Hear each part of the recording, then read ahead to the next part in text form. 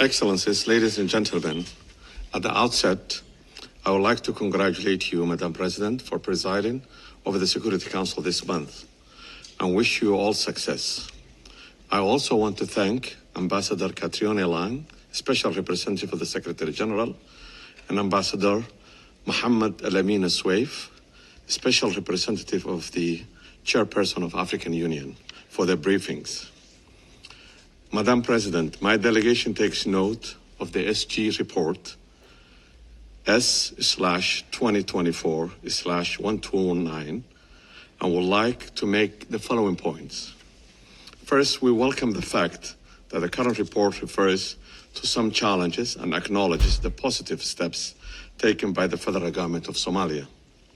However, we respectfully suggest, in the interest of maximizing its usefulness, the report should be redesigned and contain less narrative, less details about minor events, and more in-depth analysis of major issues, as well as recommendations and conclusions.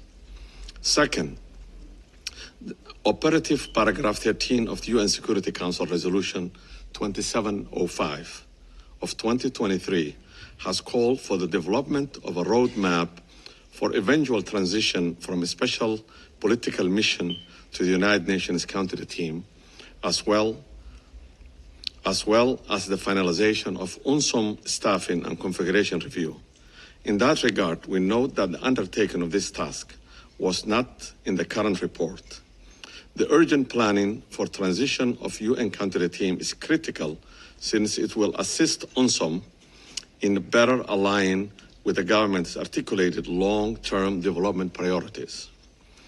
We request the Secretary General to include in the transitionist roadmap and finalization of the staffing and configuration review in the next reporting period. Madam President, as you're aware, on January 1st of 2024, the Prime Minister of Ethiopia made the announcement to annex part of Somalia in order to establish a military base, and the decisions to subsequently recognize the independence of a separatist group in northwestern region of Somalia. This constitutes a clear violation and a breach of Somalia's sovereignty and territorial integrity, the fundamental principles enshrined in Article 2 of the United Nations Charter. Somali government condemns and rejects Ethiopia's illegal actions and deceptive endeavors to disguise its failed annexation attempt of the Somali territory as a promotion of economic cooperation and integration. Somali government warns that such actions not only adversely impact regional stability, but also constitute a dangerous precedent to the international system of sovereignty and free and independent states for all countries, and erodes the credibility of rules-based systems. We have witnessed throughout the history how annexation has been a catalyst for regional tensions and protracted conflicts with devastating humanitarian consequences. Ethiopia's establishment in military base in Somalia amounted to declaration of war against Somalia and its people. Moreover, these actions have revived the violent extremist group Al-Shabaab and can reverse our hard-earned gains in Somalia in the last 3 decades.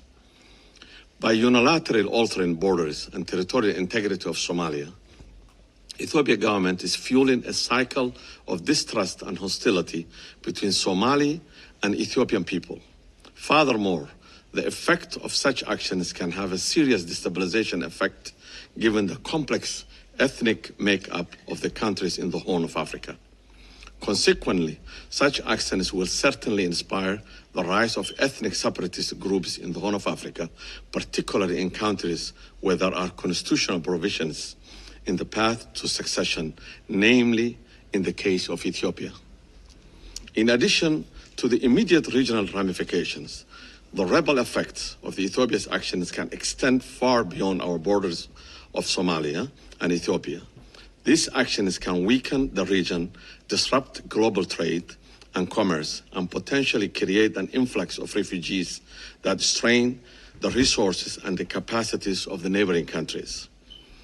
The reverberation of such violations will be felt across international community, and they have the potential to undermine the stability and the security of the world. Madam President, African Union plays a role in preserving the borders of African countries and prevent conflict that could potentially threaten the stability and sovereignty of African nations. We have brought the violation to the attention of African Union's Peace and Security, AU Peace and C, but Ethiopia's government did not attend the meeting called by the Council to discuss the matter. Furthermore, in the African Union Summit on this past Saturday, the Ethiopian government kept President Hassan Sheikh Mohammed, President of Somalia, in his hotel and tried to prevent him from entering the AU headquarters to deliver his remarks.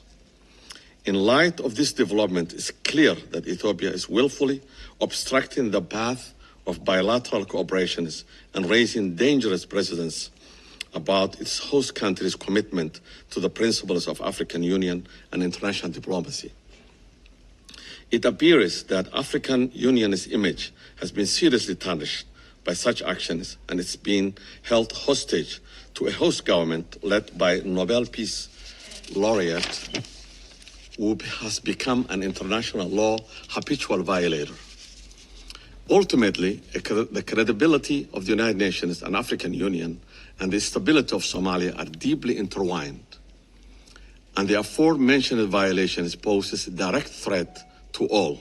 We express our view that African Union should have been more proactive, vocal about what's clear intent of blatant aggression against the unity and the territorial integrity of Somalia by Ethiopia.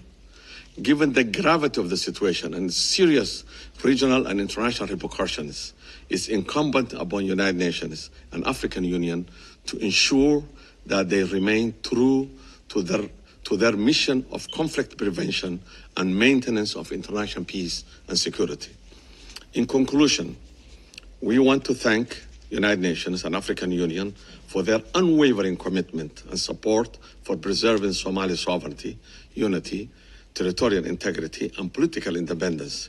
It's imperative that Ethiopia abandons its expansionist ambitions in Somalia and strictly adhere to the fundamental norms of good neighborliness and principles of international law, the Charter of United Nations and the Charter of the African Union. My President Hassan Sheikh Mohamud, has stated in many instances that we are committed, quote unquote, Somalia that's in peace with the world, which includes our neighboring countries, while Somali government affirms its keenness to exercise the highest level of self-restraint. It reserves its full inherent right of self-defense to respond to threats stemming from violations on its territorial integrity and unity in accordance with the provisions of international law. I thank you. I thank the representative of Somalia for